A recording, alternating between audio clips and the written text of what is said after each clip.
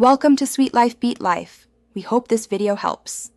You need the area saved before you leave connectivity. Start now. Connect to Wi-Fi, open Google Maps, and search the city or route you'll travel. Once located, tap your profile icon, choose Offline Maps, then select your own map.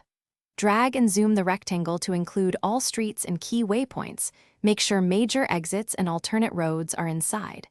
Press Download and wait for the progress bar. This creates the offline map, tiles Google uses for routing when data is gone. With the map downloaded, enable location or GPS so maps can position you. Now plan your route.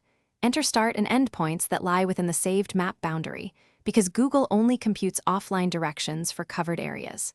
Choose driving for reliable turn-by-turn guidance. Offline walking or transit steps are limited or unavailable.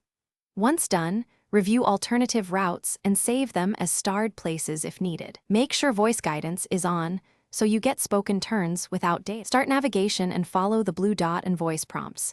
Maps will use offline tiles and cached routing. If recalculation fails because you exit the downloaded boundary or lose GPS, stop navigation and switch to an alternate downloaded area or recenter and retry.